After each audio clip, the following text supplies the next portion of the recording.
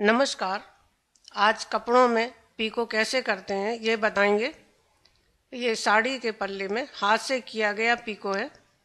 इसे साड़ियों के पल्ले में, चुन्नी या दुपट्टे में, रुमाल में या जिस कपड़े में चाहे उसमें कर सकते हैं।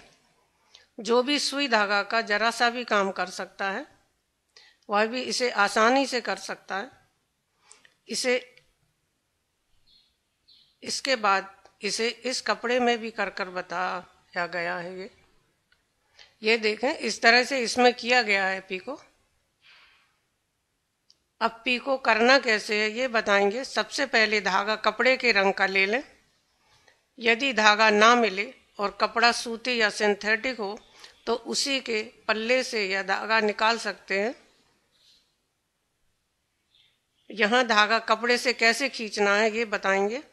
ये देखें, मोटी सुई या क्रोशिये से या इस तरह पतली नोक वाली सलाई से भी धागा कपड़े के बीच से या कोने से, जहां से भी आसानी लगे, इस तरह से एक धागा ऊपर को खींचकर इस तरह से निकालें और इसे धीरे धीरे हल्के हाथों से खींचें, नहीं तो धागा टूट सकता है। इसे पूरी लंबाई से निकालना है और अब दूसरी तरफ से भी इसे निकाल लेना है। इस तरह जरूरत के हिसाब से धागा निकाल लें। ज्यादा पतला है धागा तो 2 धागे मिलाकर पीको कर सकते हैं।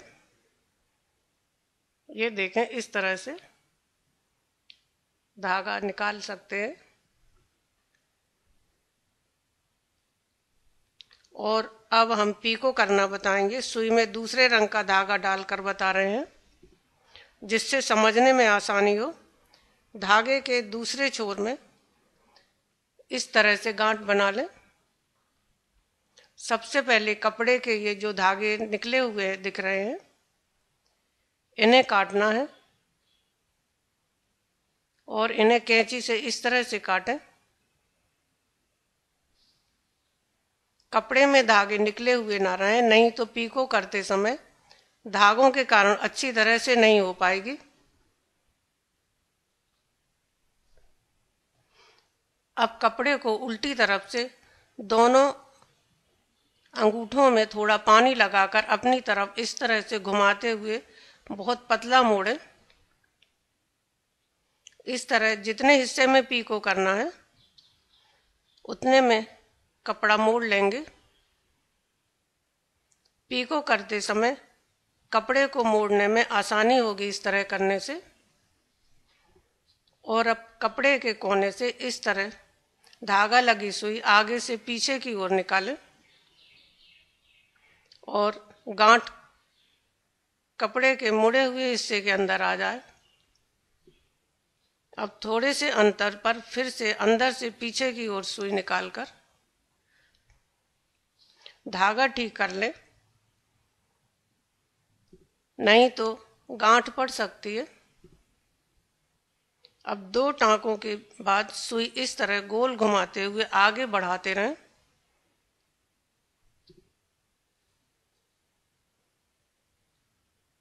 और जब तक सुई भर न जाए, और टांके जितने पास पास करेंगे उतने ही सुंदर पीको आएगी। और दूसरे हाथ के अंगूठे से कपड़ा अपनी तरफ बारीक घुमाते रहें। अब ये सुई भर गई है।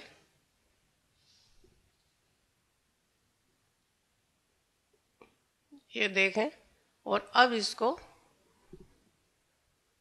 इस तरह से आगे को धीरे से खींचना है जिससे धागे में गांठ न पड़ने पाए। खींचते समय ध्यान रहे। अब इस तरह कपड़ा खींच लें। जिसे सुई धागे से जरा भी सिलना आता होगा उसे इस तरह की सिलाई करनी जरूर आती होगी।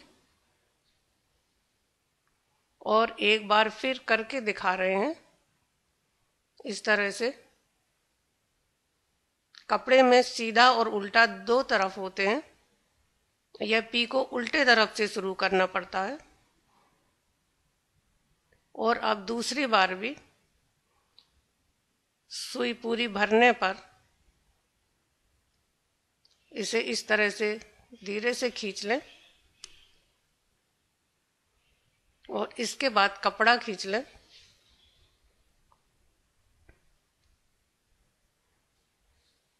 दो बार सुई के कारण ये बीच में टाँके में अंतर आ गया है, इसे सुई से खींचकर आगे कर लेंगे इस तरह से। और इसी तरह एक तरफ पूरा सिल लेना है इस तरह से। ये देखें, ये पूरा एक तरफ इस तरह से टाँके लिए हुए हैं और अब दूसरी तरफ लेना है और अब कपड़े को पलट लें, यानी सीधी तरफ कर लें। और अब टाँके सीधी तरफ से लेना है, ये सीधा हिस्सा और ये उल्टा हिस्सा।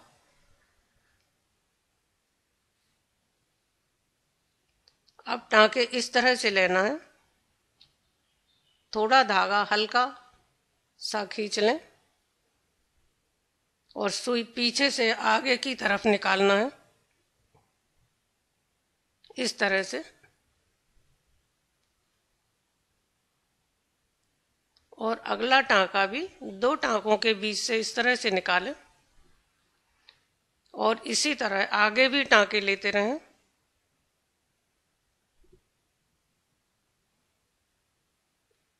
और इसके बाद कपड़े को उंगली से लपेटकर भी इस तरह टाँके ले सकते हैं।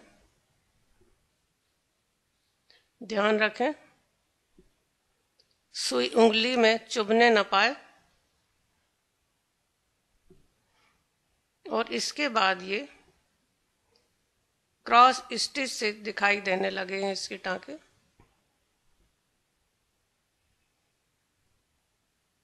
और इसी तरह पूरा सिल लें और अब आखिरी छोर के कोने में सुई की इस तरह गांठ लगाकर सीधे तरफ धागा करें और धागा थोड़ा सा खींचकर कैंची से काट दें सीधी तरफ से।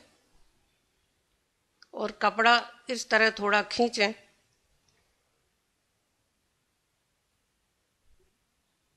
जिससे धागे का कटा छोर अंदर चला जाएगा। ये इस तरह घर में सुंदर सी पीको अपने कपड़ों में कर सकते हैं। जितनी देर टेलर के पास जाकर पीको कराने में लगेगी उतने देर में आप खुद घर में कर सकते हैं।